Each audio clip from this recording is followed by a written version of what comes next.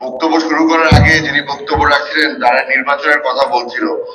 আমি একটু এখানে সংশোধন করে দিতে চাই।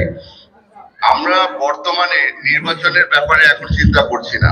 আমাদের এখন মেইন লক্ষ্য হচ্ছে গিয়ে আমরা রাঙ্গুনিয়ার মানুষের জন্য আমরা কি করতে পারি, আর যেই ধরনের অত্যাচার গত 16 বছর হয়েছে সেই অত্যাচারের বিচার বেশি চিন্তিত।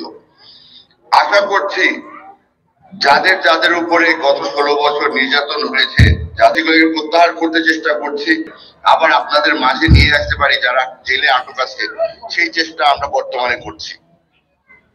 আমাদের পরিবারের পক্ষ থেকে আমরা চেষ্টা করছি যে যেই মানুষগুলার গত 16 বছরের ত্যাগ, যে মানুষগুলো এই বিপদের সময় আপনাদের পাশে ছিল, তাদের হাতে নেতৃত্ব তুলে দেওয়ার জন্য। আমরা বারবার করে বলে এসেছি যে যতক্ষণ পর্যন্ত আমরা বিচার পাবো না সেই দিন পর্যন্ত আমরা নির্বাচন নিয়ে কথা বলবো না।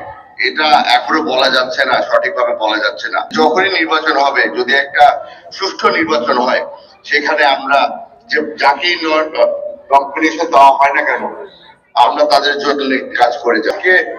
একটা জিনিস জানিয়ে দিতে চাই, গত 35 আব্বা সবসময় বলতো যে আব্বা যদি দুনিয়া ছেড়ে যায় তাহলে আব্বাকে যেন দাফনটা রাঙ্গুনিয়াতে করা হয়। সেই সুযোগ আওয়ামী লীগ আব্বাকে দেয়নি। তবে আপনাদেরকে আমি আজকে বলে দিতে সিদ্ধান্ত নিয়েছি আমার পরিবারের পক্ষ থেকে যে এখন থেকে যখনই সময় পাবে আমার পুরো পরিবার, খালি আমি নয়, আমি রাজনীতির সাথে জড়িত আছি, নির্যাতন আজ এখনো করার পায়তারা শুরু করেছে।